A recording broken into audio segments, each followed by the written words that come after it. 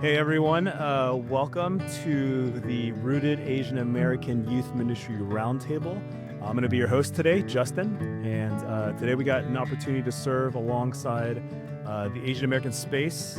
And I got with me two really good friends, trusted advocates of youth ministry, partners in the local church. Amazing human beings, and they're going to share some of their wisdom with you as well. But before that, I'm going to have them introduce themselves, and we're going to start with Huey. Go ahead.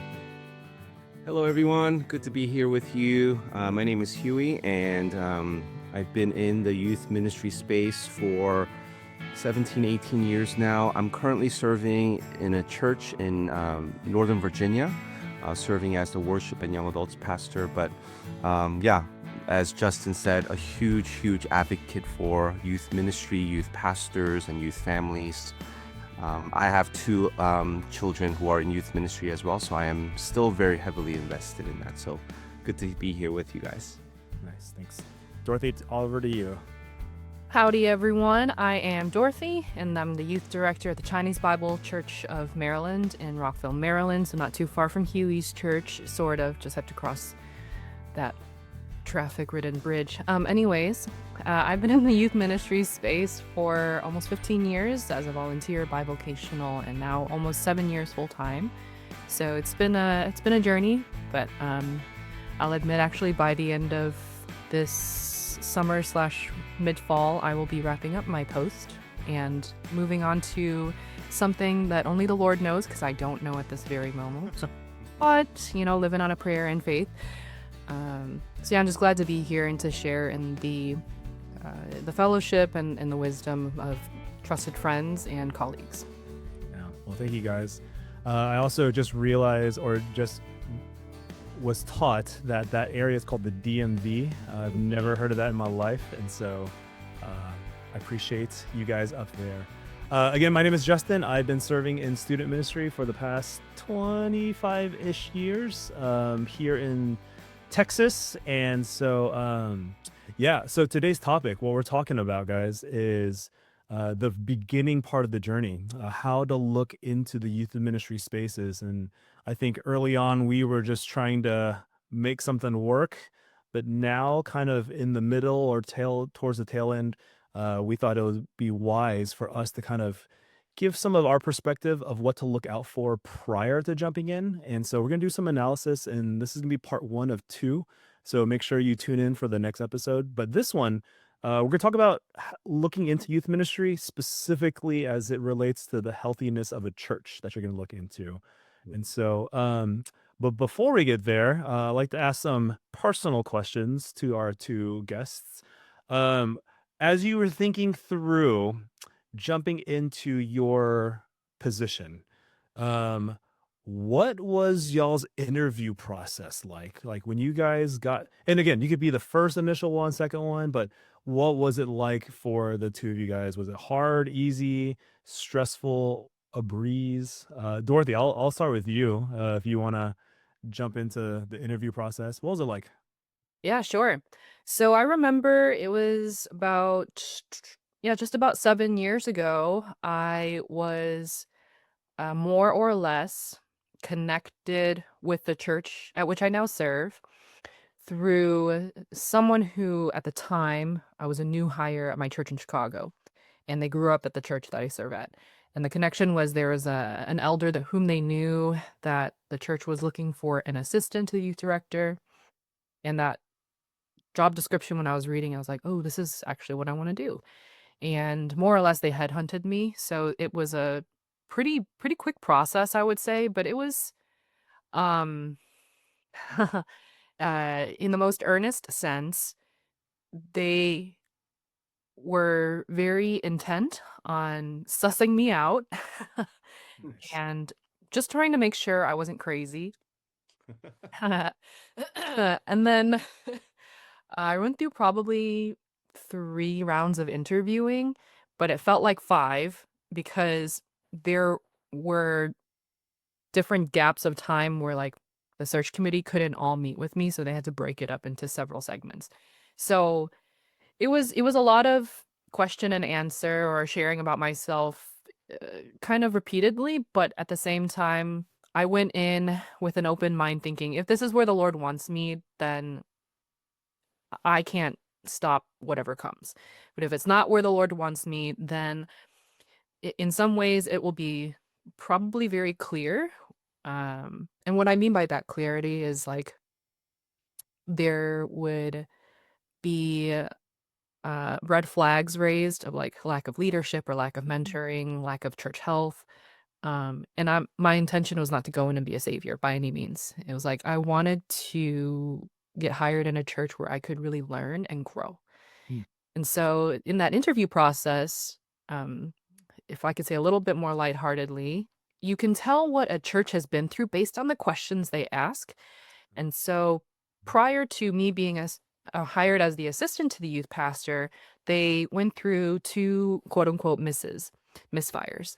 And so, in other words, they had been hurt and they wanted to ensure that my hiring was a spot on, like, this is the one. And they were very gracious and hospitable at the same time. Like they asked some very pointed questions, which I respect and are very important because you want to get a better sense of a person and who they are and how they are, not just their theology. Yeah. So I would say it was a process that stretched from like a pre meetup interview through FaceTime, like in April, and it went all the way to a congregational vote by like September Oh, or October. And then so by the about time I five was months. yeah, so by the time I was voted in by the rest of the church, not just congregation, I quit my job and 2 weeks later I drove out and moved here. Okay, 5 months. That seems. Is that normal, Huey? Or I mean, when you guys look at other churches, is that fast, Dorothy, or is that slow, Huey? I don't know. Well, What do to you be guys? honest, this is the first like full-time ministry job I've held. So Okay. I'm not sure what the typical timeline is, but I've seen it to be much longer Oh, okay. just because usually other ministry persons might be employed elsewhere and like if unless there's a rush to get this person hired, things in the church move at the pace that they do. Yeah. Yeah. Yeah. Huey, you were nodding your head or shaking it. Well, What's an average that you've seen in terms of the hiring or the interview process? I think sometimes it depends on, the church's need, Mhm. right? I feel like that sometimes the interview process go as fast as the church really desires, right? So I think I can appreciate now that churches are willing to take longer, like this idea of like hiring slow. I think I could appreciate that now because I think that benefits not just the church, it could also benefit the candidate.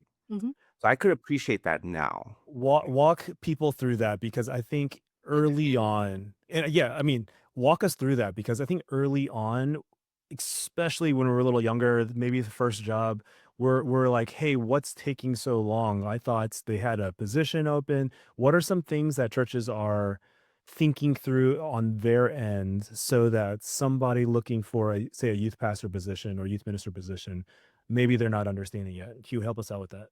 Well, I mean, just to kind of piggyback of what Dorothy was saying, I think sometimes churches take things slower because they've been actually burned or hurt, or the transition was messy and they don't want to repeat the same mistakes. I that's at least in my experience that those are the primary is a more almost reactionary churches tend to take things slower on their end because they're trying to learn from their mistakes, or they don't want to go through some of the mess and the trauma that they've gone through with their previous, hire or whatever the case may be. So I think well, that's what I've seen is just kind of reaction to some of the ways that the church has been hurt and youth students and youth families have been hurt. I feel like that's the reason why people take things a little bit slower now. But I also think that's like I said, it's really beneficial even for the youth pastor or the director that's applying for the position because um I don't think we should operate out of like I just need a job. Although that's true. And that's a realistic need. And I get it, and I could sympathize with that all day. And yet at the same time, I think it is worth taking time to just kind of assess, kind of like what Dorothy was saying, like where have they been in the past? Where are they now, and where are they heading? And to maybe use, I don't know if this will be helpful or not, but I think you can be picky about about where you go, about what you want out of that experience, however long the Lord has you there for that season. Yeah. So, I don't No, know. yeah, I appreciate that because I think those are some of the things that is not top of mind necessarily when we start to look for a position. Yeah. Um, just on a pastoral note too, as you guys are looking for jobs out there, looking for positions, I think what you guys said is right. You have to assess and do your homework, and that may take talking to other people outside the network, but even just people within the church. Part of it is also having to deal with trusting the Lord with His timing. Mm, I think that's the hardest thing. It's going, hey, you know, is this what not only I desire, but this is good for me and my family and also for the ministry? And it's, do you trust the Lord to provide? mm, That's something that we all have to really struggle with. And so just because they offer you a really big paycheck doesn't mean it's the right church, or the opposite, right? Like, maybe they have a long standing, but I think this is where a group of friends and trusted allies can definitely be helpful in the process. yeah. But to really kind of slow down and do your homework. We are thrilled to announce Rooted's new book with New Growth Press, The Jesus I Wish I Knew in High School, Asian American Edition. Being a teenager is itself an overwhelming experience, but the struggles unique to Asian American teenagers can often lead them to wonder if anyone truly knows what they're going through. In this book, 12 authors come alongside Asian American students to share their own high school experiences, helping students to see how Jesus makes a difference in our unique struggles. Jesus sees them and knows them fully.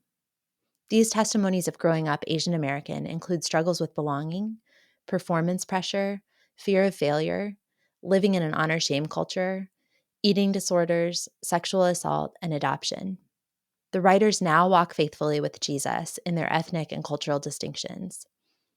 These stories lift up the Asian American experience with dignity, offering representation and belonging. We hope you'll read this book and share it with the Asian American teenagers in your home or church. I appreciate you guys thinking through that. Sorry, I didn't even ask you, Huey, what your interview question was like, or process was like. You want to help us with that, or is it? Yeah, I can be brief because I feel like you have some other good questions that we want to get to. But in the last 17, 18 years, I've had three different interview processes. I went through three different ones. First one was one meeting with the senior pastor and an assistant pastor. Um, and their questions were basically more about character than actual competency in ministry, because I was still a seminary student, and I guess they didn't really expect much from a seminary student. So they just needed to fill somebody Yeah. a position, and that's kind of where they were coming from. So it was one meeting. That's all it took, right? My second interview process wasn't really an interview process at all. It was just the senior pastor pulling me aside, and we took a walk, and he's saying, "I really need you to come to our church." And I said, "Okay," and that was it. And then the my most recent one, which I lasted about 10, 11 years, and that was the interview process was actually me asking the senior pastor, "Could you mentor me?" That's how everything began. Mm, Could you take me under your wings, mentor me? And there was not necessarily a guarantee of a full-time position, but like I was willing to be an intern for a season just so that I can grow and learn under him, whether or not that internship, extended to a full-time call or not. yeah. But there was something about the senior pastor that I really loved and admired. And and I just felt like I needed to grow as a person, as a pastor.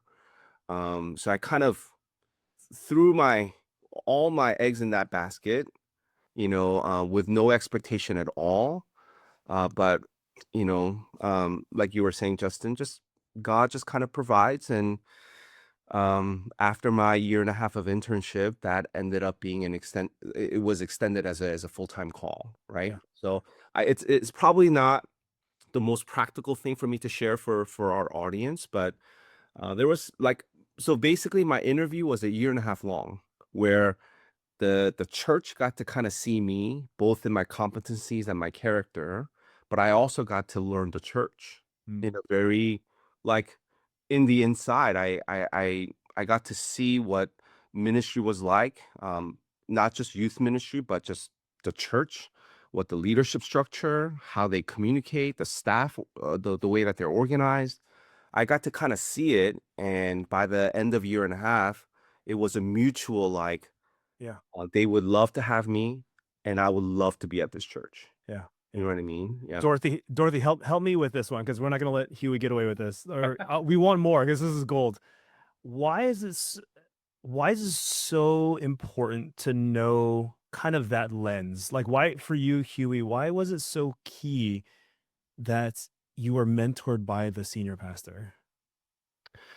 I think because my two previous posts, I think I went in with expectations that maybe either was unrealistic or unfair, or and at the very least unmet, right?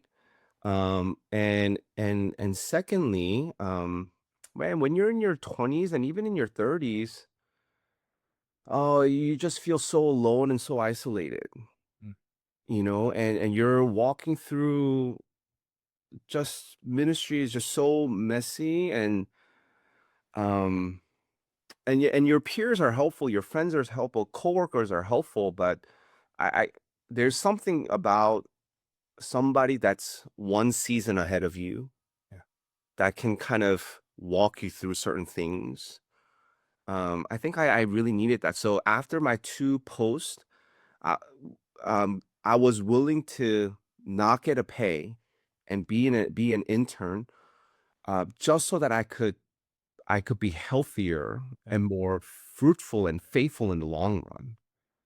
And that was a hard decision for me and my wife at the time. We had our first child, and we had a second one coming. She had a full-time job, and I was just an intern. I was in my early 30s, and I was willing to do that because I just felt like I was Yeah. I was stunted. My growth was stunted, and Yeah. I needed that. Yeah. No, that's so good, man. I appreciate you sharing. I mean, Dorothy, we talked about having mentorship in a healthy culture. I mean, again, we have all these stories of the pros and cons of having, your supervisor with you, against you. There's a lot of things that can really, like, just not just make it harder to do ministry, but just personal life too. Dorothy, help the listener, the young person or maybe older person who's trying to jump into youth ministry. What are some other healthy markers outside of a healthy supervisor that can make the church somewhat attractive for you to at least apply to? That's a loaded question, frankly. That's what I'm here for, man. Just what's a uh, healthy church? yeah, there's a lot of considerations, and by no means, I hope that the younger minister or potential youth pastor candidate applicant is not discouraged. Mm. But whenever I have interns or persons who are, say, in college campus ministry, and they maybe, church hopping for a season or trying to figure out what church they want to uh, commit to, I tell them to look for, I would say, about three things, because, there is a saying that if you find the perfect church, don't join it because you're going to ruin it. But then secondly is that the expectations that we may have of a church might not actually exist. It could be a sense of idealism, but we would forget that the church is still, filled with people who have yet to be glorified by Christ. And so We will still fail in some capacity, but to live lives that are redeemed. But really, a few things to look for. I say, for one, this is a Bible believing and preaching church. But secondly, that there is a plurality of leadership. And what I mean by that is it's not just one person who's calling the shots on everything. Like, is there accountability? Is there a board of deacons and elders to oversee and to keep each other in check?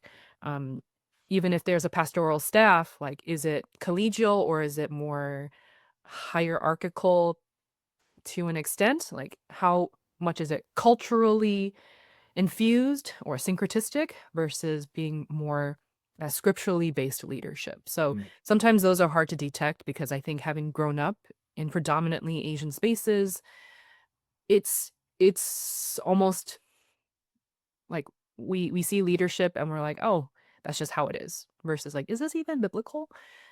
And then third, I think, is to look for community, right? One of the hardest things, not just saying this as, a millennial, where a lot of millennials have actually departed the evangelical church, but that, speaking as a woman in ministry, it has been personally challenging to find community and to want to commit to the community, even within my own church at which I serve.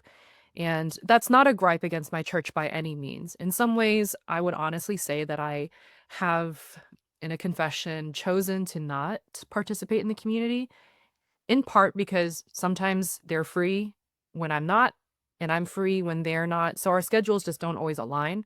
I have a lot of other committee meetings or things that happen. And if I had to choose between community and my responsibilities within ministry, there is one that takes precedent over the other. So I would say that sometimes it is hard to find community in a church that you serve.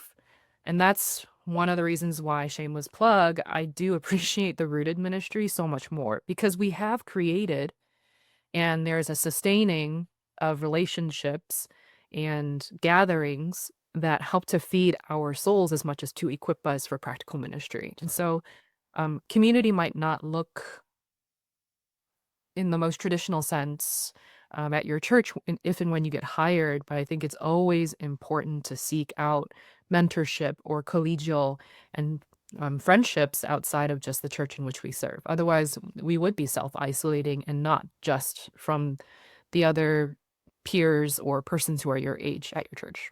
Yeah, no, that's so good. Um, I mean, those are some of the non-negotiables, right? I mean, Bible, not only believing but practicing, right? Like, I think, like you say, we give a lot of nods to, like, oh yeah, we teach the Bible, but do people really, like, are your policies and procedures and programming reflective of scriptural tenets versus, like, oh, we'll just cross references, if it's convenience? And so that's a big one. Wading into youth ministry can be overwhelming. It's more overwhelming if you don't have someone to lean on and learn from. The Rooted Youth Ministry Mentorship Program was created for youth pastors in precisely this situation. The program is designed to provide both small group and individual coaching for youth ministers who are in their first 3 years of youth ministry, or youth ministers who are transitioning to a gospel-centered approach. This program is 1 year, wherein small groups of 4 to 6 youth ministers are led by one mentor in both a cohort and an individual setting, through a carefully crafted 12-month curriculum designed to help you grow spiritually as an individual and as a youth minister. This comprehensive curriculum, designed by and for youth ministers, cover all facets of youth ministry, from Bible teaching, relational discipleship, equipping and training volunteers, missions, retreats, and crisis management. At the end of the program, we expect you'll be more proficient in teaching the Bible to students. You'll feel more comfortable partnering with parents, and you'll be better equipped to handle crisis situations, among other things. Additionally, when you complete the program, you'll receive a Rooted Youth Ministry certificate to affirm your commitment to join God in the work that He is doing in the lives of the students you serve. So those are some, like, the non-negotiables in terms of healthiness. On the other side, Huey, what are some red flags, right? And this can go into both applying for a church or just even almost joining a church. Because I think what we're talking about, you're applying to be the youth minister or youth position of a church, but we're going to say you're probably going to have to join the church as well. And so this is a church that you want to be a member of as well as someone on staff. And so this is like a both and. So what are some kind of red flags in your experience or things that you have like warned people about, to just be like, you should probably look into that? Yeah. I would say, so the churches, most churches, if not all churches, have a mission and vision statement, right? Or values of a church. Um, I would I would look for, or I would even ask questions to during the interview process. How is the youth ministry um, in line with the mission and vision values of the church? And what I mean by that is, um, sometimes I feel like, although like they present it very nicely and it makes sense, it's very articulate and beautiful and whatnot, but they actually mean the mission and vision and values for like the adult congregation. Youth ministry is just kind of like whatever the youth pastor wants to do. Like you can actually develop your mission and vision of the youth ministry on your own. Right. And I'm like, that's I can understand that to some degree, but I think a red flag for me is, I think maybe then at that point, youth ministry will be isolated to its own little department and into its own little corner.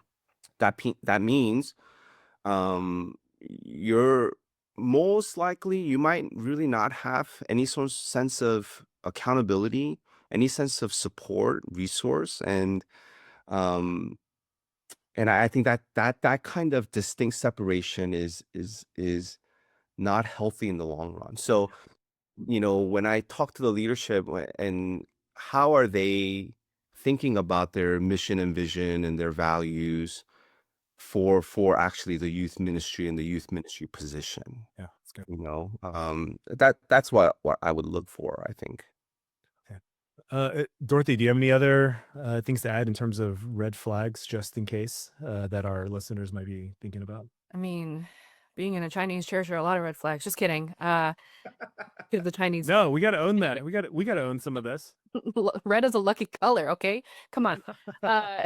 Well, just to comment on the alignment of the youth ministry with a wider church, that does remind me of the volume by, is it Tom Rayner and Eric Geiger, Simple Church, and it focuses on four facets that they noticed in churches that were more effective in disciple making and growth overall is clarity of the mission and vision, alignment between the ministries, movement into those values and initiatives, and then focus is like, let's zero in on these things and we can reasonably put down or do away with things that do not contribute to that focus or those foci, right? And so I think, Huey, I completely agree. It is super, super significant and crucial that, especially for youth ministries, is there actually a walking in step with the wider congregation, or the church, or is it just a silo and they have a lot of autonomy and independence, except when it comes to budgeting? Uh, I think those are absolutely vital aspects to consider. But in terms of like the red flags, right? This is something that I had mentioned to my church's leadership because we went through a spring season of some uh, linguistic congregational retreats, and then it was like Cantonese and Mandarin that were simultaneous at the same place. And as we were planning, which was, frankly, a month right before the retreat, I was asking the question, so what's the long-term intention for the youth program of these congregational retreats? Because we're calling it intergenerational, but I don't see that really happening. And sometimes, not to discredit the leadership or, the earnestness that they have in planning these family type retreats, it's like looking through rose-colored glasses. It's like, let's call it this, even though it's not really that. But if that's what helps to attract families to make them come to retreat, then we'll finesse some of the wording and it'll be a happy time. But when I addressed like you can't really call something intergenerational if the generations never actually mix. Right. And I think it's important to use the accuracy of that language as well as the practice of it. Yes, it is harder because even one of Rooted's 5 pillars is intergenerational integration, right? So if it's not actually the integration of generations, then we can say it's multi-generational or it's a family retreat. But to label it as intergenerational, where the program didn't account for that up until I said something, then I'm glad that there was some progress in it, right? But still, one red flag is the church does not have representation of multiple generations.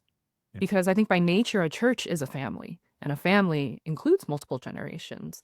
So if there's, a lot more older folks with very, very few young people, I don't want to be bleak, but I think that the realistic trajectory of those churches is that while I don't doubt the Lord's ability to cause a resurgence or revival of growth for that church, unless they are creating more disciples and converts, it's going to be really hard to grow a ministry, right? Yeah. A second comment, red flag, is that there are moments where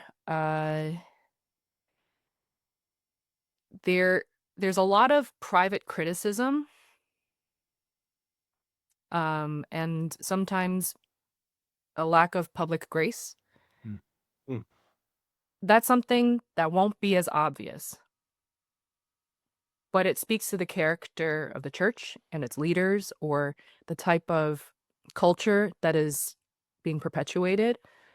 And it's not like something you can just be on the lookout for.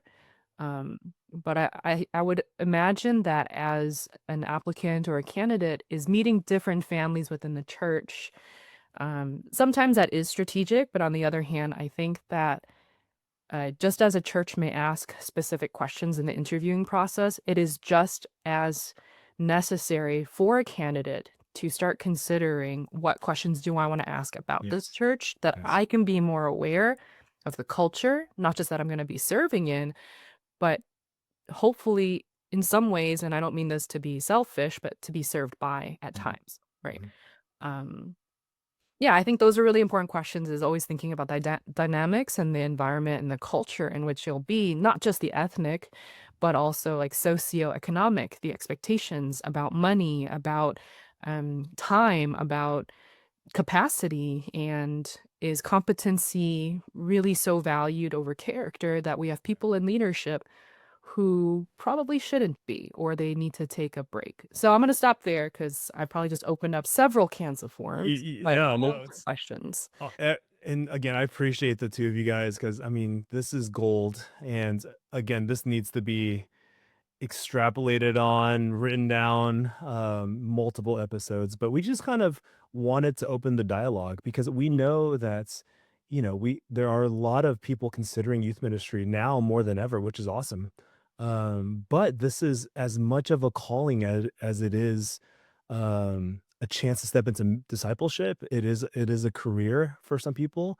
There's a lot of factors, and so we want to equip you listeners so that you may be able to do the work of the ministry so that the gospel continues to push forward, not just in your local church, but everywhere, right? And so again, our hope is that we have these conversations throughout the decades so that the ministry is continuing to be perpetuated. So we appreciate your listening. If you have questions, let us know in the comments, or if you want to send us messages. But for now, we just want to say thank you guys for listening to the Rooted Asian American Youth Ministry Roundtable. We look forward to be able to chat with you guys. Till then, may the Lord bless you and keep you as we trust in the death and resurrection of Christ to transform our homes and churches. You can follow us on Apple Podcasts or Spotify, and you can also find us on Instagram at The Rooted Ministry. Till then, talk to you later.